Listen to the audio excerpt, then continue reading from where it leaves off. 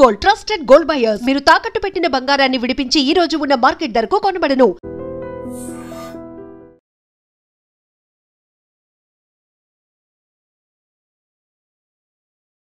నమస్తే, welcome to I dream talking point with కవిత.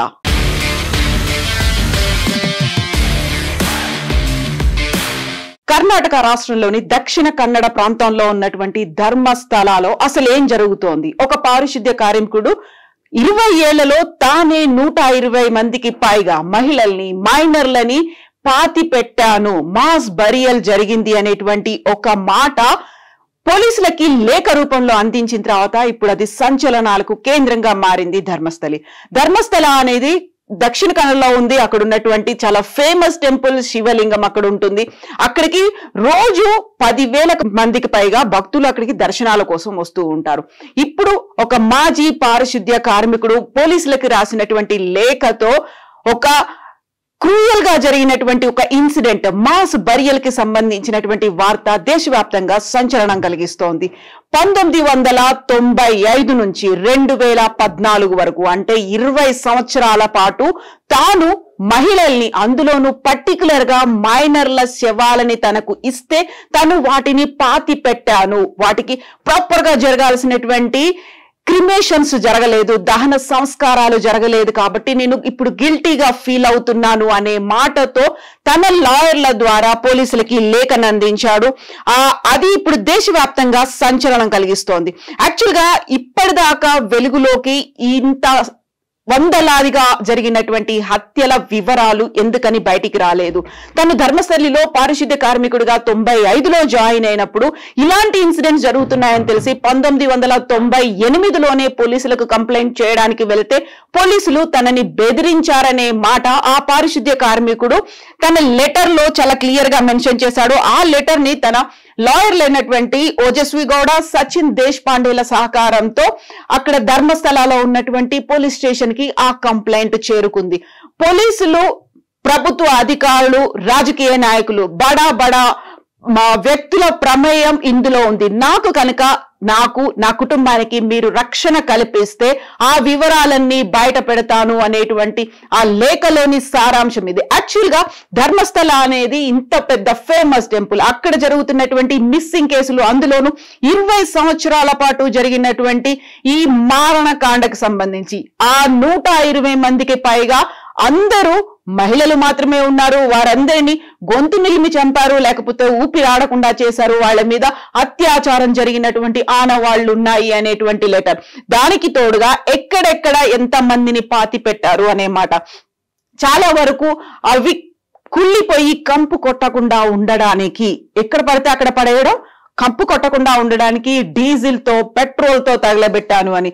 ఒక్కోసారి decompost తొందరగా అయిపోవడానికి ధర్మస్థల పక్కనే ఉన్నటువంటి నది పరివాహక ప్రాంతంలో కూడా వాటిని బొంద తీసి తవ్వి పెట్టాను అనేటువంటి మాటలు ఇప్పుడు ప్రకంపనలు సృష్టిస్తున్నాయి. యాక్చువల్ గా అప్పుడే 98లోనే కనుక పోలీసులు స్పందించి ఉంటే ఇంత పెద్ద మాస్కర్ జరిగేది కాదు అనే అభిప్రాయం అయితే ఇప్పుడు వ్యక్తమవుతోంది. యాక్చువల్ గా అంత పెద్ద పవిత్ర పుణ్యక్షేత్రంలో ఇన్ని వందలాదిగా మిస్సింగ్ కేసులు నమోదు అవుతున్నప్పుడు ఎందుకని పెద్ద పెద్ద వ్యక్తులు, అటు పోలీసులు కావచ్చు, అటు ప్రభుత్వం కావచ్చు, అటు కలెక్టర్లు, ఎస్పీలు, వీళ్ళందరూ ఎందుకు స్పందించలేదు అనేదే ఇప్పుడు అతిపెద్ద క్వశ్చన్ మార్క్ గా మిగిలింది.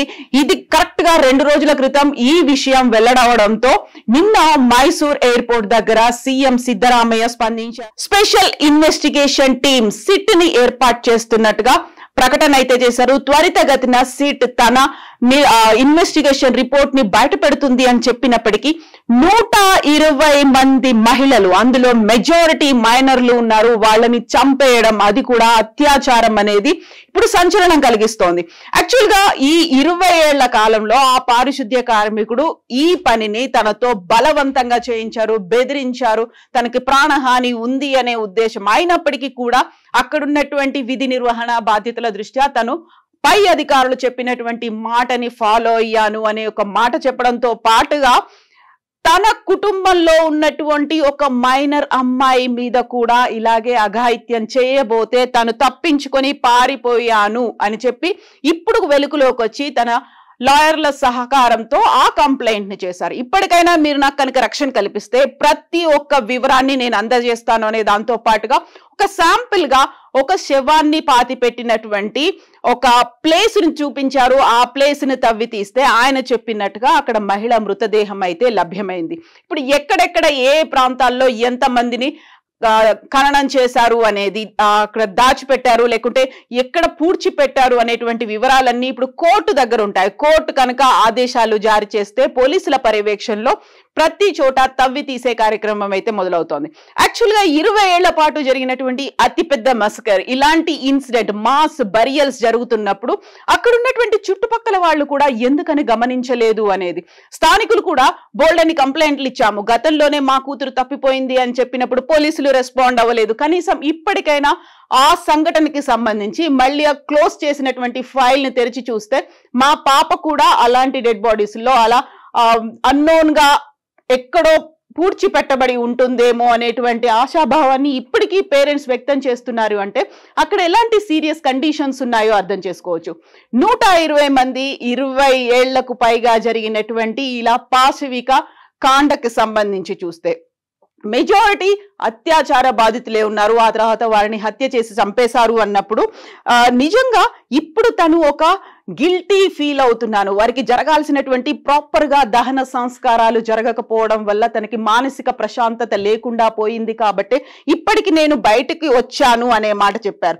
తనను పోలీస్ స్టేషన్ కి వెళ్ళాడు 1998లోనే వెళ్ళి కంప్లైంట్ చేయడానికి వెళ్తే ఉన్నతాధికారి, అక్కడ ఉన్నటువంటి పోలీసు ఉన్నతాధికారులు మిగతా అధికారులు తనని కొట్టారు, తనని చంపేస్తామని బెదిరించారు. కాబట్టి ఇప్పటిదాకా తను దాన్ని బయట పెట్టలేదు. కొంతమందిని డీజిల్ తో కాల్చి చంపేశారు, ఇంకొంతమందిని ధర్మస్థల పరిసర ప్రాంతాల్లోనే పాతి పెట్టాడని చెప్తున్నప్పుడు లోకల్స్ ఏం చేస్తున్నారు? డే టైంలో పాతి పెట్టారా, నైట్ టైంలోనా, లేకుంటే ఇంతమంది మిస్సింగ్ అవుతున్నప్పుడు ఎందుకని వాళ్ళ ఇన్వెస్టిగేషన్ ని వైడ్ స్ప్రెడ్ గా చేయలేకపోయారు అనేటువంటి డౌట్లు అయితే వస్తున్నాయి. ఇప్పటికైతే బోల్డని అనుమానాలు ఉన్నాయి. 1995 నుంచి 2014 మధ్య కాలంలో అనేక హత్యలు జరిగాయి. తానే స్వయంగా వాటిని చూశాను, మరికొంతమందిని తన చేతులతోనే కాల్ చేశాను, ఇప్పటికి తనకు నిద్ర పట్టట్లేదు, మానసిక ప్రశాంతత లేదు, గిల్టీ ఫీలింగ్ అనేది ఉంది. ఇంతమంది మహిళలు, అందులోనూ మెజారిటీ మైనర్లు ఉన్నప్పుడు బలవంతంగా శవాలని తనతో కాల్చేయడం లేకుంటే పాతి పెట్టడం చేశారు. కాబట్టి ప్రాపర్ గా జరగాల్సినటువంటి దహన సంస్కారాలు జరగకపోవడంతో గిల్టీ ఫీలింగ్ ఉంది. కనీసం ఇప్పటికైనా నేను బయటకు వచ్చి మాట్లాడాలి అనే ఒక మాట.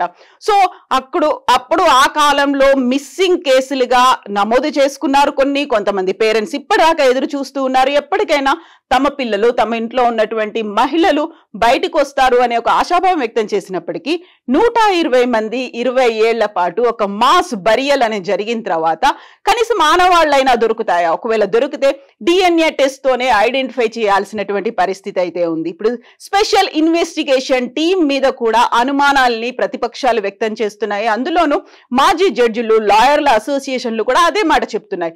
గతంలోనే 1998లోనే ఈ పారిశుద్ధ్య కార్మికుడు కనుక వెల్లడించినటువంటి వివరాలని బట్టి కేసు నమోదు చేసుకుని ఇన్వెస్టిగేషన్ చేస్తే ఇంత జరగకపోయి ఉండు కదా.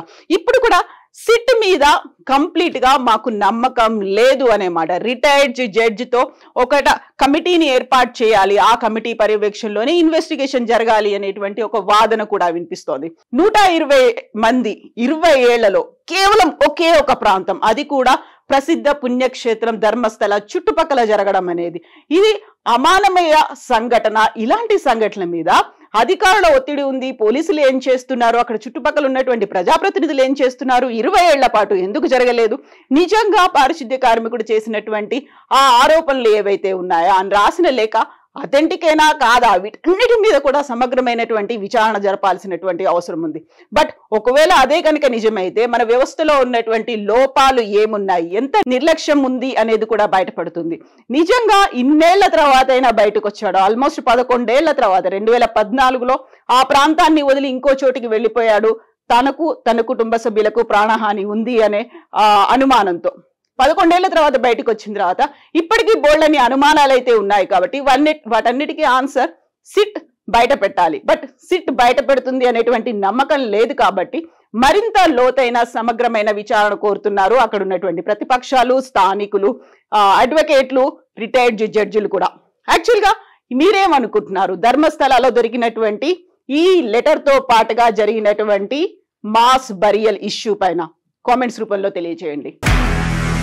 నిజంగా ప్రస్తుతం ఉన్నటువంటి సమాజం దేనికి ప్రయారిటీ ఇస్తుంది? ఆర్థిక సంబంధాల చుట్టూ మాత్రమే తిరుగుతోంది. మళ్ళీ ఎన్నికలంగానే చాలా విరక్తి కలుగుతున్నాం. మంచి అనిపిస్తుంది కదా, లేడీస్ కూడా ఛాలెంజింగ్ జాబ్స్ చేసినప్పుడు చాలా బాగుంటది. ఫుడ్ డెలివరీ ఇవ్వటానికి వెళ్ళినటువంటి డెలివరీ బాయ్ అనిల్ పై కళ్ళ ముందు